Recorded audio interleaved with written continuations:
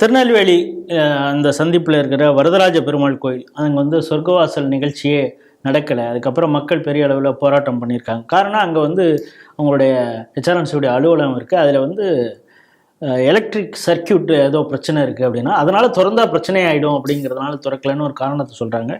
பிறகு மக்கள் போராடி இருக்கிறாங்க அப்படிங்கிற விஷயத்தை குற்றாலம் சொல்லியிருக்காரு. அதே நேரத்தில் நம்ம பார்க்குறோம் ஜனம் தொலைக்காட்சியெல்லாம் வந்து என்ன பார்த்தசாரதி கோயிலில் இந்த கட்சிக்கு ஆளுங்கட்சிக்கு வேண்டப்பட்டவர்களை மட்டும் உள்ள விட்டுருக்காங்க அப்படின்னு சொல்லி பல பெண்கள் வந்து புகார் சொல்லியிருக்கேன் பார்க்குறோம். இந்த செய்தியை எப்படி பார்க்குறீங்க? மிகவும் ரொம்ப வருத்தத்துக்குரிய விஷயம் என்னென்னா, இது வந்து வரதராஜ பெருமாள் கோவில் திருநெல்வேலியில் மட்டும் இல்லை, திருவல்லிக்கேணி பார்த்தசாரதி பெருமாள் கோவிலில் மட்டும் இல்லை, நேத்திக்கு நம்ம அலுலியா பாபு கூட இதுக்கு போயிருக்காரு, ஸ்ரீரங்கம் சொர்க்கவாசல் திறப்பு விழாக்கு. அந்த சொர்க்கவாசல் திறப்புக்கு வந்து அவர் அமைச்சர் அவர் குடும்பத்தோட, அதிகாரிகள் அவங்க குடும்பத்தோட, அதுக்கப்புறம் செல்வாக்கு பெற்றவர்கள் அரசியல் செல்வாக்கு பெற்றவர்கள் அவங்க குடும்பத்தோட, அதாவது இந்த சொர்க்கவாசல் திறப்பு நிகழ்ச்சிக்கு சாமானியன் தேர்ந்து இந்த திராவிட மாடல் ஆட்சி கடவுள் இல்லை கடவுள் இல்லைன்னு ஒரு பக்கம் உருட்டிக்கிட்டு இவங்க அதிகாரத்தை பயன்படுத்தி, அடுத்த பக்கத்துல இவங்க அதிகாரத்தை பயன்படுத்தி இவங்க அதிகாரத்தை துஷ்பிரயோகம் பண்ணி கோவிலுக்குள்ளேயே வந்து ஒரு ஏற்றத்தாழ்வை ஏற்படுத்துறதுல நாளுக்கு நாள் சாதாரண பக்தனுக்கும் கோவிலுக்கும் நம்முடைய வழிபாட்டு தலமாக இருக்கக்கூடிய கோவிலுக்கும் ஒரு சாதாரண எளிய இந்துக்கும் இருக்கக்கூடிய கேப்பை வந்து அதிகமாக்கிட்டே போறாங்க. நீங்க திருவண்ணாமலையில போய் நீங்க சாமி கும்பிடணும்னா 1000 ரூபாய் பாஸ் வாங்கிட்டு போகணும். நீங்க போய் திருநள்ளாறாவது நீங்க இதுல இருக்கு, பாண்டிச்சேரியில இருக்கு. நீங்க தமிழ்நாட்டுக்குள்ளேயே இருக்கக்கூடிய கோவில், நம்ம திருநாகேஸ்வரம் கோவிலா இருக்கட்டும், திருநாகேஸ்வரம் கோவிலுக்கும் நீங்க ஒண்ணு அரசியல் செல்வாக்கோட போனோம், அதிகார செல்வாக்கோட போனோம், இல்ல நீங்க பணம் கொடுத்து நீங்க டிக்கெட் 1000-2000 ரூபாய்க்கு நீங்க வாங்கிட்டு போற அளவுல இருந்தா மட்டும்தான் ஒரு எளிய பக்தன் போகக்கூடிய அளவுல இருக்கு. நீங்க ஸ்ரீரங்கம் வைகுண்ட ஏகாதசிக்கு சொர்க்கவாசல் திறப்புங்கிறது தான் ஒரு மிகப்பெரிய ஒரு மக்கள் மனதுல ஒரு உணர்வு பூர்வமான விழா. நீங்க ராத்திரி 1 மணிக்கு கூட கோலாட்டம், கும்மி அப்படின்னு அந்த கோவில் வாசல்ல அவ்வளவு லைவ்லியா உணர்வு பூர்வமா எளிய பக்தர்கள் இரவு முழுக்க கண் விழித்தல்ங்கிறது தான். நான் சின்ன வயசுல இருக்கும்போது சாதாரணமா சொல்லுவாங்க, எருமாடு முற்றா மாதிரி சொப்பனம் கண்டா நரகத்துக்கு போவாங்க அப்படின்னு சொல்லுவாங்க. நான் கூட அடுத்த நாள் சில பள்ளிக்கூடத்துல படிக்கும்போது குதர்க்கமா சொல்றது உண்டு, ராத்திரி சொப்பனம் கண்டா எப்படி இருக்குன்னு சொல்லிட்டே படுக்கிறது.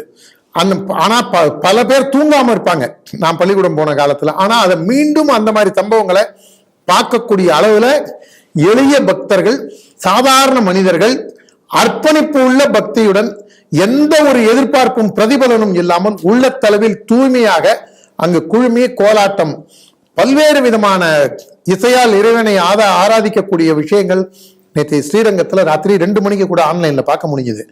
அந்த அளவுக்கு பக்தர்கள் அங்க குமிறாங்க, லட்சக்கணக்கில் குமிறாங்க. ஆனா பெரும் பணக்காரர்கள், அரசியல் செல்வாக்கு பெற்றவர்கள் அந்த மாதிரி எல்லா கோவிலையும், திருவல்லிக்கேணி பார்த்தசாரதி பெருமாள் கோவில்லையும் எங்களை விரட்டி அடிக்கிறாங்க, போலீஸை வச்சு எங்களை அப்புறப்படுத்துறாங்க அப்படின்னாங்க. இந்த இந்து அறநிலையத்துறைங்கிற பேர்ல இவங்க இந்த அமீனா புகுந்த வீடும் ஆம புகுந்த வீடும் அமீனா நுழைஞ்ச வீடும் உருப்படாதுங்கிற கதையா இந்த திராவிட மாடல் ஆட்சியில இந்து அறநிலையத்துறையில் நடக்கக்கூடிய கொள்ளைகளாக இருக்கட்டும், பக்தர்களை சித்திரவதை செய்வதாக இருக்கட்டும், எல்லை மீறி போய் கொண்டிருக்கின்றது. நீங்க கொள்ளைன்னு சொன்ன உடனே அதோட சேர்த்து எதுன்னு சொல்லிட்டீங்க. கிருஷ்ணகிரி மாவட்டத்தில் ஓசூரில் பிரசித்தி பெற்ற மரகதாம்பிகை கோயில் இருக்குதான். இங்கே வந்து இந்த ஆட்சி வந்ததுலேருந்து அங்கே அறங்காவலர் குழுவே அமைக்கலையாம். சரி, அதுக்காக வர பக்தர்கள் வந்து அந்த தெய்வ தரிசனத்தை பார்க்க விடாமல் இருக்க முடியுமா? அதனால் அவங்களுக்கு சிறப்பு கட்டணம் வந்து 100 ரூபாயும் சிறப்பு கட்டணம். அவங்களுக்கு டிக்கெட் கொடுப்பாங்களா, அந்த டிக்கெட்டை கிழிச்செல்லாம் போட மாட்டாங்க, திரும்ப வாங்கிட்டு திரும்ப அதே டிக்கெட்டே ஒரு ரொட்டேஷன்லேயே மாற்றி கொடுப்பாங்களா? எப்படி திமுகவில் சால்வை போடுறது மாதிரி. இப்போ வந்து அந்த காசெல்லாம் எங்கே போகுது அப்படின்னு கேட்டிருக்காங்க. இன்னைக்கு தினமலரில் டீக்கடை பெஞ்சில் கூட அந்த செய்தி வந்திருக்கு. நீங்கள் ஓசூர் வரைக்கும் ஏன் போறீங்க? இந்த சுப்பிரமணிய சாமி கோவில் சைதாப்பேட்டையில் இருக்கு பாருங்க, இந்த நம்ம கரும்பாடியம்மன் கோவில் பக்கத்துல. அந்த கோவில்ல நான் வந்து செவ்வாய்க்கிழமைகள் அங்க போகும்போது அர்ச்சனை டிக்கெட் வாங்கணுமாங்க. 5 ரூபா கொடுத்து அர்ச்சனை டிக்கெட் வாங்கும்போது அதுல தேதி பாத்தீங்கன்னா நேத்தி தேதியோ முந்தா நேத்தி தேதியோ இருக்கும். அவங்கள்ட்ட அப்புறம் சண்டை போட்டதுக்கு அப்புறம், இல்ல சார் செவ்வாய்க்கிழமை கூட்டம் அதிகமா வருது, அதனால இன்னைக்கு நாங்க வந்து 50 100ன்னு பிரிண்ட் போட்டு வச்சிடுறோம் அப்படின்னு சொல்லி ஒரு, அதாவது கோவில வச்சு இந்த திராவிட முன்னேற்ற கழகம் எப்படி எல்லாம் கொள்ளடிக்குதுங்கிறதுக்கு யாராவது சைதாப்பேட்டையில் இருக்கிறவங்க அந்த முருகர் கோவிலுக்கு போய் அர்ச்சனை டிக்கெட்டை வாங்கி பார்த்தாங்கன்னா, இது நாம 5 ரூபா தானேன்னு நினைக்கிறோம்.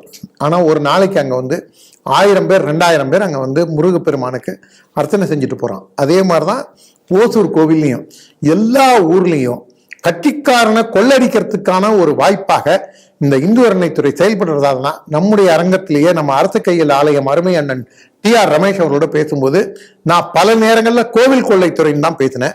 என்னுடைய எதிர்பார்ப்புக்கு கொஞ்சம் கூட அவங்க மாறாம கொள்ளையடிச்சிட்டு இருக்காங்கிறதா ரொம்ப வருத்தமான விஷயமா இருக்கு. இதைத்தான் பராசக்தியில அப்பொழுதே தலைவர் சொல்லியிருக்காரு.